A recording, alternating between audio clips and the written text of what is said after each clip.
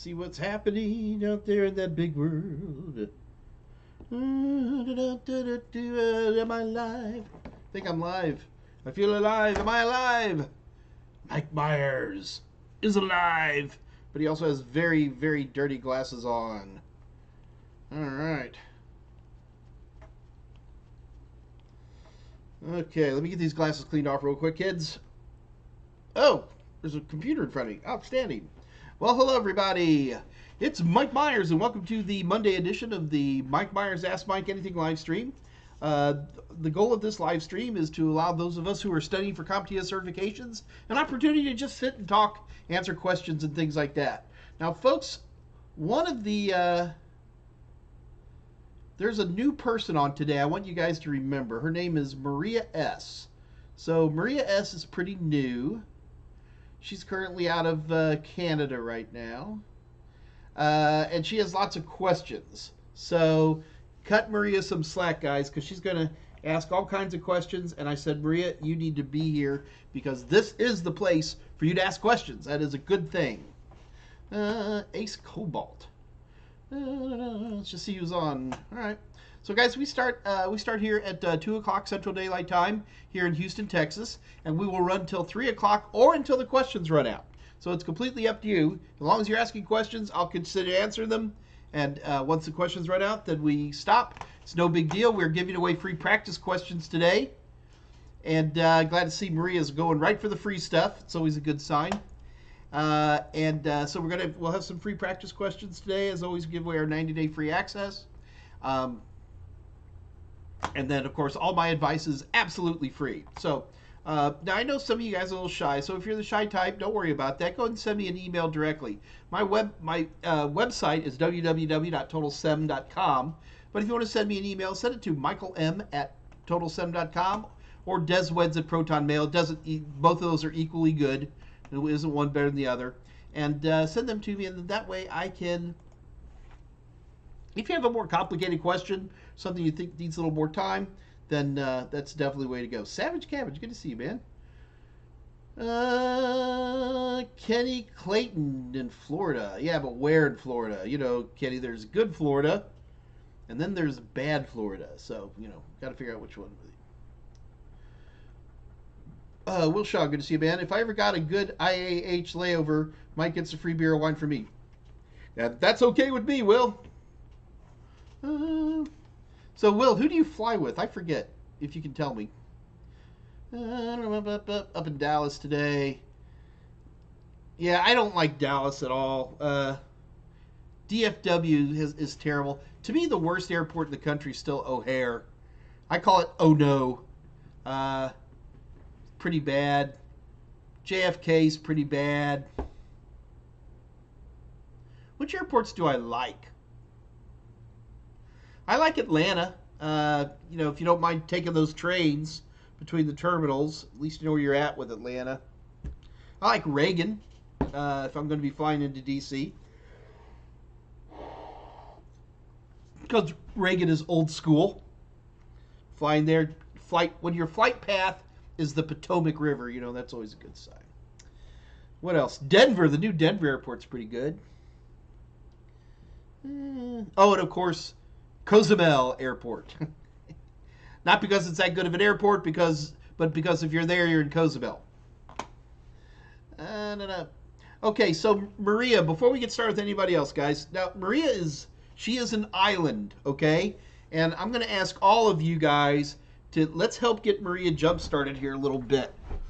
She's a little bit on the clueless side, but she's a smart person, and we will give her knowledge and help her get to where she needs to be. So, Maria, the first thing you need to do right now is that you need to make sure that you're on the Discord channel. So we have the unofficial Mike Myers Discord channel, and Maria, you must join that. And that's true for anybody else who's new, although this looks like a lot of old faces here. Kevin Kokemer, hello from Pretoria. I like South African wine. I like to drink, what is that called? Pinotage. Delicious wine. All right, so Maria, Dave Rush is going to put a link for our Discord channel. Maria, you definitely need to join that as a starting spot. There's a lot of good folks on here, and there's Andre. But I mean, everybody else is pretty cool, and feel free to jump in. Andre isn't on yet, so Johnny Five. Maria's not alone in being clueless. That's for sure. Oh, there's Andre. All right, he's playing with my new Switch. TD Washington, hi Mike, happy August. It is hot. It's hot. It's hot. It's like Tarzan hot. You know what I like best about Reagan, Wilshaw, is that depending on where you're sitting, you can sit at a bar and literally be in your boarding gate. So many good, just not good bars, but bars that pour alcohol in Reagan, and it's just because Reagan's such a tiny little airport. Kevin, more of a brandy drinker. Oof.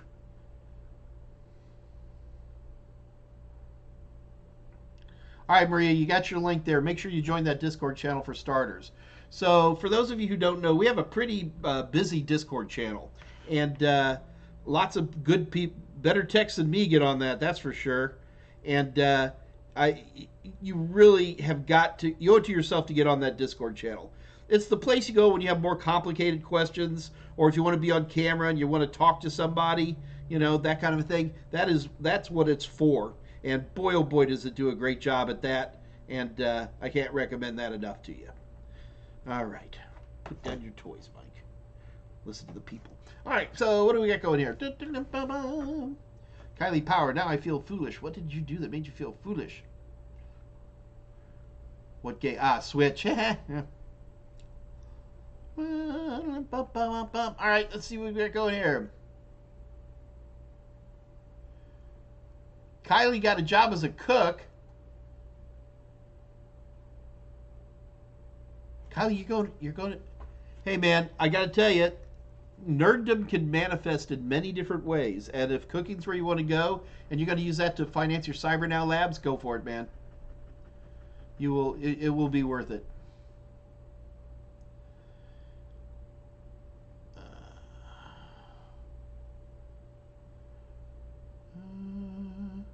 Kylie, can you explain PAS to me? And then would a normal end user use this like not a programmer? Software as a service, platform as a service. Sure. Platform as a service. It's give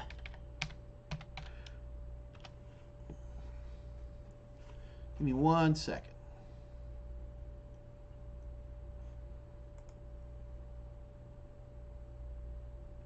Okay, so platform as a service is still, you're still building virtual machines, okay? But with the platform as a service, you don't care what kind of CPU it has or how much RAM it has or what kind of operating system it's running or any of that stuff. I mean, you care, but not that much.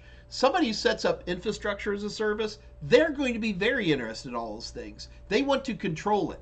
Most people who are developing websites don't care what their IP address is, don't care what their DNS name is, as long as they can associate some DNS to that. They don't care how much RAM or how many CPUs are running on your virtual machines, as long as it runs at a good clip, okay? And so that's where platform as a service comes in. With infrastructure as a service, you're setting up a lot of details about the hardware. But the end result is you boot up a system and you install a web server on there, and then you probably share something, right? Platform as a service, and so here's one example. Hope this works. Hey, it does. Happy me. So this is Heroku, which is one example of platform as a service.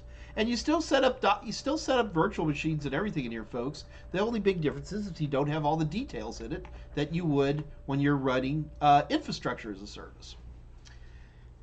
Would anybody other than programmers be interested in platform as a service?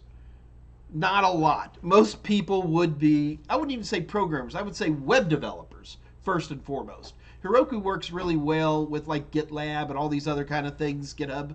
And it just does a really nice job, and is designed to quickly get code up and running on a functional, heavy-duty web server up on the cloud, so you can see the results of it.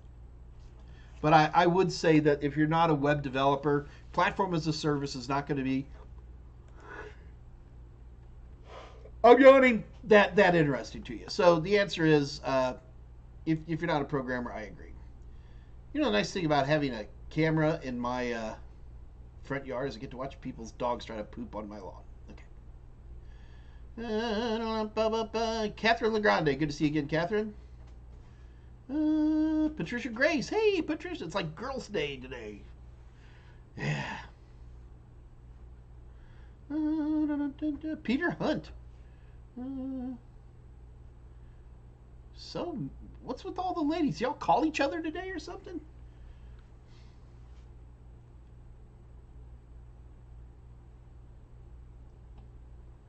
All right, so when you see me turning my head like this, folks, all I'm doing is I'm looking for questions. And let's see what we got going here.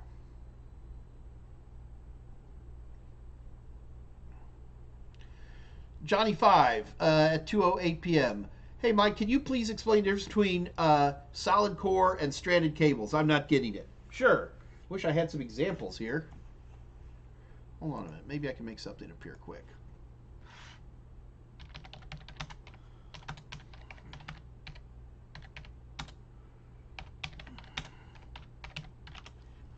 See if I can pull something off the interwebs quickly.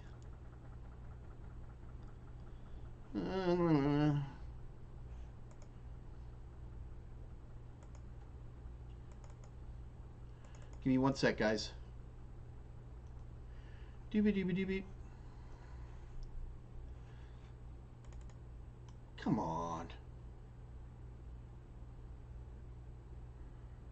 None of these diagrams are very clear. All right, this one looks pretty clear. All right, let's try this one real quick. So this is just some picture I pulled up. With stranded, each one of the, you see, this is all wrapped up in one piece of insulation. You see that? But it's little strands. Whereas solid is just one solid piece of copper wrapped up in that one little piece of plastic. Solid core is what we tend to use for horizontal runs. Solid core, if it's hiding behind a wall, it's probably solid core. And so solid core has a better electrical connection to it. It has a better impedance to it. The downside to solid core is that it doesn't bend really easily. Oh, it bends easily, but it's not designed to bend a lot. So with a solid core, over time, if you keep bending it, you'll break it. And that's why we don't want to perturb solid core. We keep it in the walls on our horizontal runs so people don't mess with it, is the idea. Stranded core doesn't have the same impedance that regular solid core is going to have, but stranded core has one huge advantage over solid core. It bends nicely. If you have patch cables that are going from a switch into a patch panel, those little patch cables are going to be stranded. And stranded's pretty obvious. If you hold, I don't have any cable sitting right in front of me, but if I had like a 18-inch piece of cable in front of me, if I held one end and it was solid core, it would be like this. Whereas if I held the end and it was stranded core, it just bends easier. So that is the difference between solid core versus stranded core.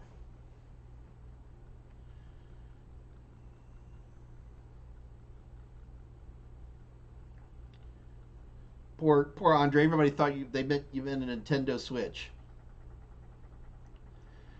Wilson, currently studying my Security Plus. You are the best. Thank you, Wilson. Appreciate it, man.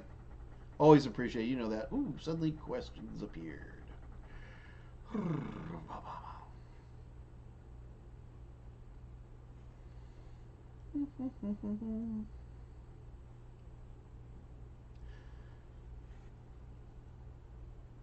Ah, yes. Okay, Maria's looking for discounts. Okay, so Maria, the first thing I want to tell everybody is that in order to study for any certification, not just IT certification, any certification, you're always going to need three things. Number one, you're going to need instruction. That instruction can manifest as either a stand-up teacher or as videos. That's the first thing you need. Secondarily, you need reference. That's going to be a book. That could be a physical book or an ebook.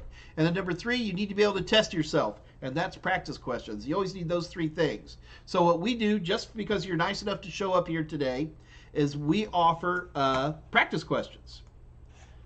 And so what you do is we get a bundle, Maria. You get the combination. Let's say Maria, you're interested in the A plus right now, correct? So Maria, you would take a look at our A plus ebook and then our A plus practice questions. We call our practice questions here at Total Seminars the Total Tester. That's just the name of our practice questions because we like the name. So just because you're nice enough to show up today, all you have to do is head over to my website. My website is www.totalsem.com. And at that website, all you have to do is head over to the merchant area and pick up, like, see, the A plus ebook, Maria, the ebook. If you don't already have it, I think you do, though. Maria and I have talked on the phone a couple of times, guys. And then get the total tester. And then just before you check out, type in the word oxygen. It is August 1st already. Oof. Boy, it's going slow. So you type in the word oxygen and you get everything at 50% off, which is already ridiculously low prices, and now it's half off on top of that. How can you beat such incredible deals? My God, Mike. How does he do it? I don't know. Yeah, oh, so Nichelle Nichols passed. God, who's left? Kirk? Sulu? Is that it? Kirk and Sulu? Oh, no. What's his name? Your nuclear vessels. What are your nuclear vessels? Who's that? Oh, come on. The Russian guy. Now I got to look it up. Chekhov.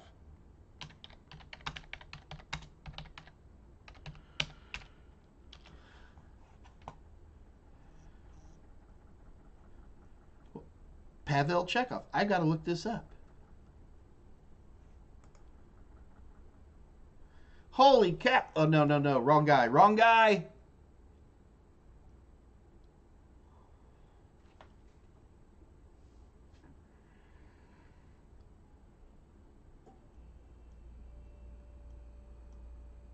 Koenig. Walter Koenig.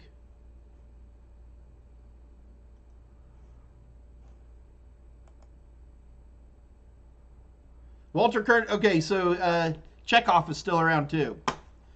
Ah, goodness.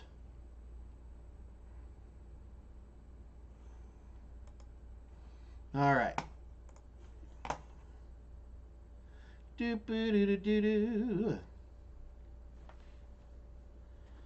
Yeah, so in the pain and suffering department, I have a torn meniscus in my right knee. I'm going to go surgery next week. I'm going to get that fixed. But in my left shoulder, I was lifting weights a few months ago and thought I could hit 180 and I couldn't. And now I'm hurting. I'm like this. So I walk around like this. Everybody thinks I'm having a heart attack. I'm not.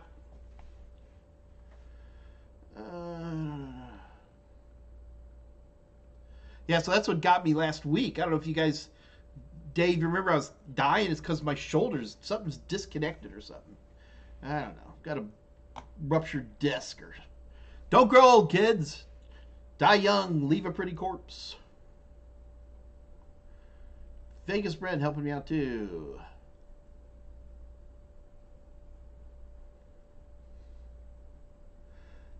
Techie Tommy. Hey, Techie Tommy. Outside of actually having a help desk job, is there a way that we can get hands-on practice using help desk software? Yeah, you can. So what you need to, what you're talking about there, Techie Tommy, is look up KnowledgeWare. I'm trying to think. There's a couple of good free ones that are out there.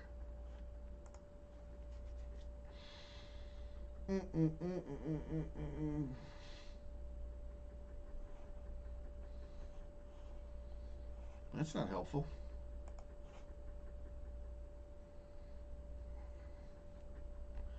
I'm looking for. Oh, okay. KnowledgeWare doesn't seem to be working. So how about help desk? SOFTWARE. Help desk software. I'm looking for some names here that I might know off the top of my head. HubSpot, of course. Now we're talking. if I was going to pick something to start with, I would probably play with HubSpot is a lot more than just knowledgeware. It does a lot. But I mean that's part of it is just playing with some of these tools. And I'd be honest with you, if you want to learn something, setting it up will get you a long way towards understanding something, how it works. Absolutely. Mm.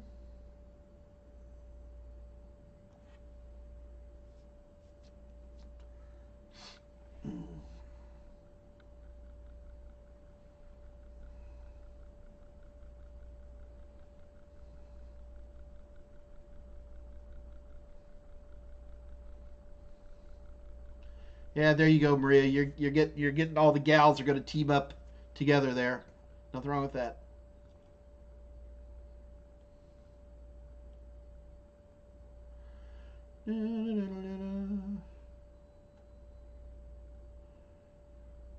Mary Alice, the second Oracle from the Matrix, also passed away. Gee whiz, this is sad.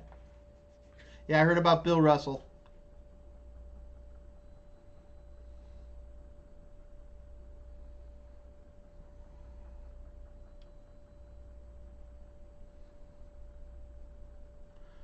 All right. Quieter day today, which we're allowed to have. Nothing wrong with having the occasional quiet day, to say the least. Just doesn't usually happen with you chatty Cathys in here. Ow. Yeah, I'm dying. No, I'm not kidding when I say, man, my right knee, I'm like to die. I've got tramadol and some kind of anti-inflammatory and a couple of other substances that help me get through my day. Problem is I can't take any of the painkillers while I'm working because they make me loopy. So I got to suck it up, Buttercup. And actually I'm going to be talking at CyberNow Labs here this afternoon. So jabbering away. So that's all right. We can make this work. David Rush. Damn it all. Makes you not care about the pain. I only know that one.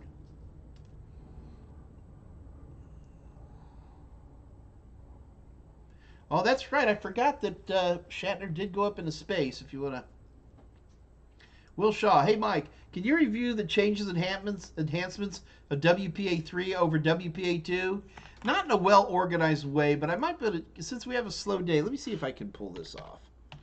I don't have all the little individual pieces of WPA3 in front of me like I do at WPA2.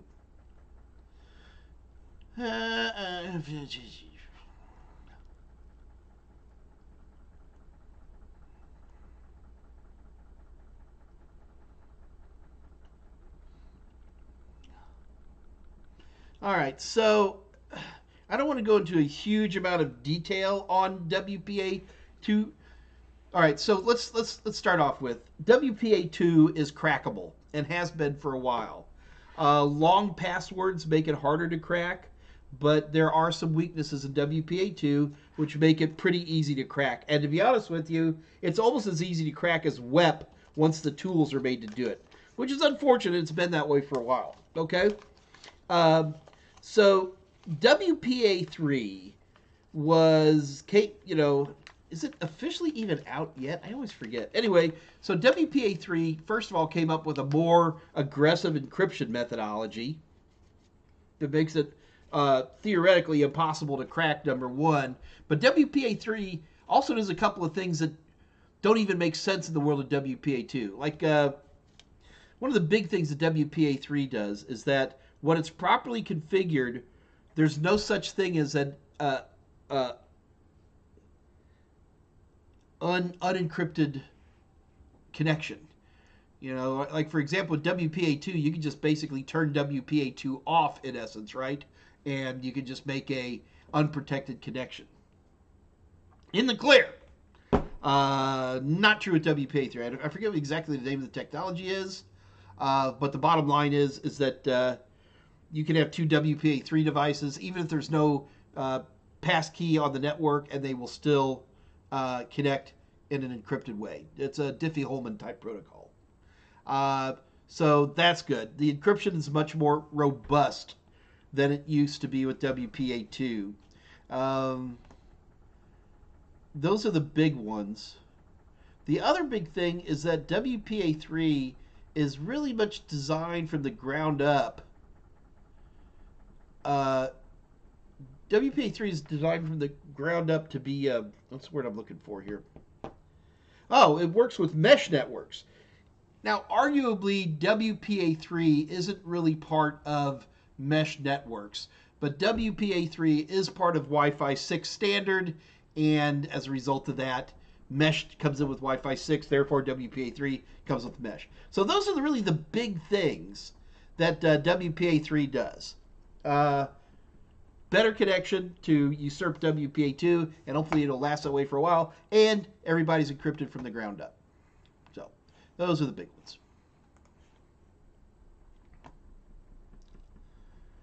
Oh dear. Looks like Dave's on top of deleting naughty people.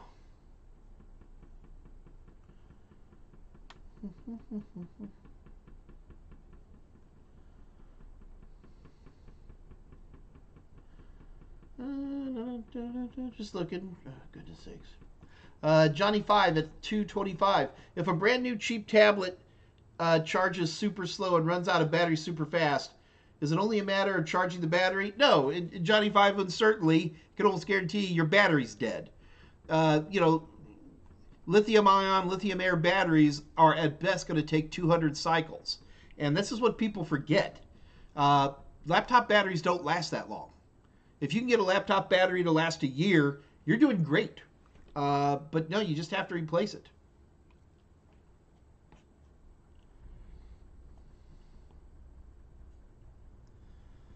Wilson, Mike, if possible, please kindly explain to me the difference between major types of hackers, gray hat, white hat, etc. Oh, goodness. So you want to talk about hat color? All right. So white hat as the game, Wilson, you ain't from Texas, so maybe these hat colors are not as obvious to you as they are to us. White hat is a good guy, somebody who is working within your team, somebody who's doing this under, he's got a contract to try to hack your network, whatever it might be. Black hat is somebody who's doing something clearly illegally. Gray hat is somebody who's doing something legally, but the way they're doing it can be questionable. Red hat is usually a part of a team that's actually doing the penetration, or red team. Blue hat or blue team is going to be the people who are defending a network. Purple team are going to be people who tend to play in the middle, and they're often used in competitions where they might be good guys or bad guys, depending on what might happen at any given moment. Wilson, I'm hoping that's what you're asking about.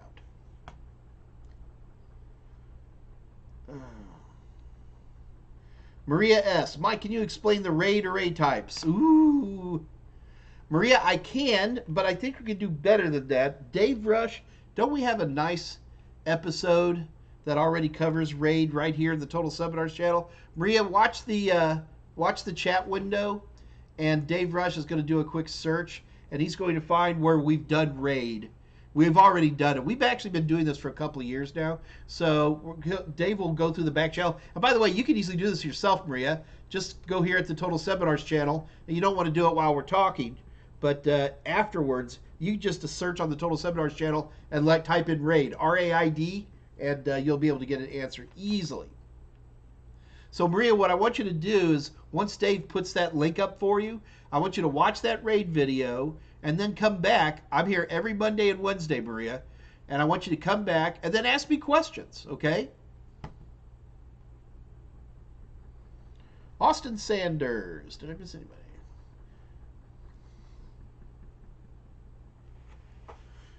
Ace Cobalt. Pass the A+ certified, good. Is there anything doing now that would make me stand out to employers? Yeah, getting out there and applying for jobs. Ace, I'm telling you, man. On your first entry-level job, if you're not doing 100 to 200 resumes, you're making a terrible mistake. Kylie likes cowboy hats like Mike's. Aw, thank you, Kylie. You know, the funny part is, here in Texas, it's either that or SPF 50, so might as well, if you live in Texas, you might as well wear a cowboy hat, right? Well, that's what my horse said. It's been lonely in the saddle since my horse died. Austin Sander, one thing I was wondering, can your computer get infected by simply downloading a malicious file but not executing or running it? Well, what does it mean to be infected? Okay, so you have put a file on your system that has malware code in it. Yes. Remember, all malware has two functions in life. Number one, it wants to propagate. It wants to go from one system to another. But then remember, the other thing that malware needs to do to be malware is it has to activate. So just because you've copied a file that has, poison on it, does that mean that you have the virus? I'd say yeah. I would argue that you do. Now, granted, it's not activated, but I would say you do. But I will tell you, Austin, is that the question you're asking is very detailed and probably would not run into a CompTIA question. Vegas Brent, can Ubuntu on a VM be an adequate substitute for a lot of what is done on the Raspberry Pi videos? Vegas, I'd let Dave Rush answer that. Keep in mind, the whole idea of the Dave Rush's Raspberry Pi videos is to be able to give you a cheap platform that, only costs a few dollars, so you're not having to use a Ubuntu on a VM, which is hopefully on an expensive system. I can tell you that, sure, that, Linux is Linux. And almost anything that runs on one version of Linux, I can pretty much get to run on another version. Yes, there's exceptions, but in general, I can. So could Ubuntu in a VM replace a Raspberry Pi? Yeah, I guess for training stuff, but you get some benefits. There's a benefit. Putting a Ubuntu on a virtual machine would allow you to make a virtual network. Maybe you wanted to play with DHCP or something like that. And you didn't want to mess with real systems. That could be a benefit. But there's a lot of benefits to running Raspberry Pis. And I think Dave has a great program on it. And we've helped hundreds and hundreds of people get into using Raspberry Pis. Again, not because we're particularly in love with Raspberry Pis, although I am, but more to just give people alternatives to help their studies and to keep their studies as cheap as we can.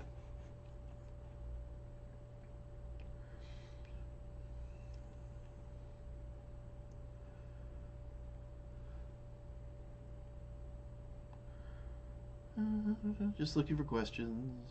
There we go. Okay, Maria, Dave Rush found the video. And Maria, again, I want you to watch the video on your spare time, okay? And then come back to me if you have questions. You may have no questions at all. It might be completely obvious to you, and it's fantastic. And then, Maria, you can just move on to the next question.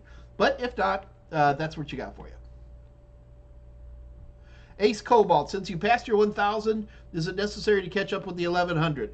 Keep in mind that CompTIA certifications only last for about 3 years. In my opinion, the better thing to do is not to retake the A+, but start taking more advanced certifications. Do your Net Plus, Security Plus, go that direction.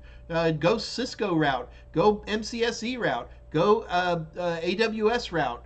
I don't care, but the only people who should continually be retaking a particular exam are the people who are staying at that level.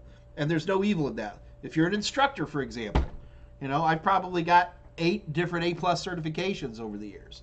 But otherwise, I'd like to see people moving forward. Yes, CompTIA would love to see you continue to take the same exams. I would rather see you take the next exam up. I want to see you moving and growing, man.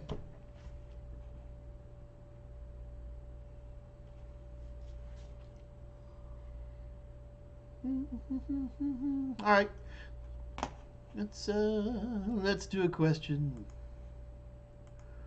What would be fun? All right, I'm going to do this one to my buddy Maria just because it's fun, okay? All right, guys, this is a fairly easy question. So you whiz-bangers, stall for a minute before you answer it. We're about to have a competition, folks. In this competition, the first person who writes down the question into the chat window to my satisfaction, will go ahead and receive a 90-day free access to the practice questions of their choice. Okay? So the trick here is that you have to answer a question to my satisfaction, which may or may not be, you may not agree with that. We'll see. Okay. So here it is, guys. We're about to compete for 90-day access to the practice questions of your choice. What am I going to do?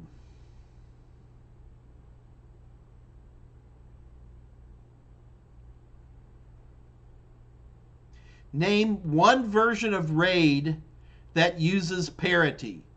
Name one version of RAID that uses parity. Name one version of RAID that uses parity.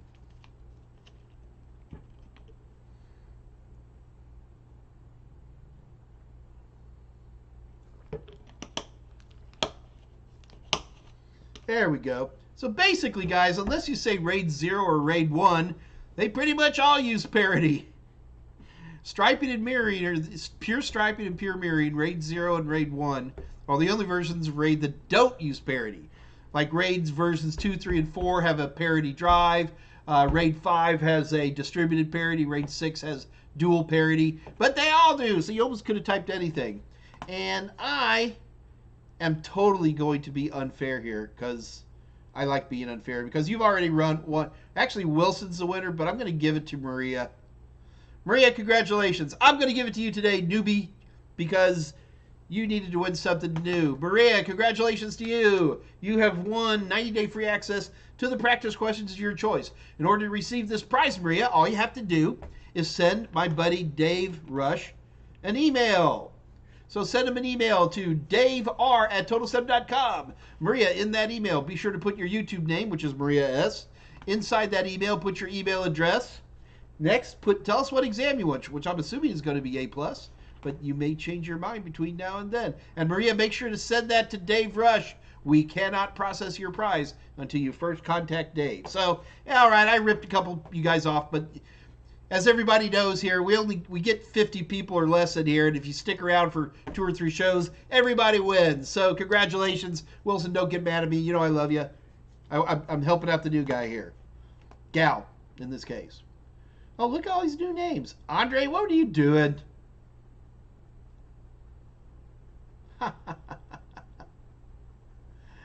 Thanks, guys. All right.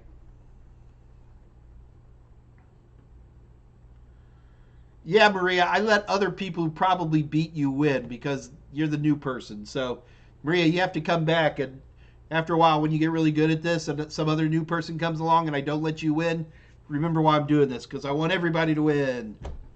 Thank you, Ace. I appreciate you being a shooter there, man. All right, so guys, any more questions coming in? I know it's 2:40, but it's never a problem. Never a problem if we run out of questions early. All right. Well, looks like we're gonna have a shorter day today, which is fine. Glad to do it. Guys, do keep in mind, be around here on Wednesday. I got something going on Wednesday. I forget what it is, but it'll be interesting. And then, of course, Dave Rush will be here on Friday as well. And Dave Rush had a heck of a show last Friday, his 2-year anniversary. He was giving away all kinds of stuff. 3 more payments, and that'll all be his, man. Yay! All right. Well, listen, guys, I am out the door here. Y'all have a great day. I will be back on Wednesday. And until then, this is your Uncle Mikey saying good night. Good night. We're off.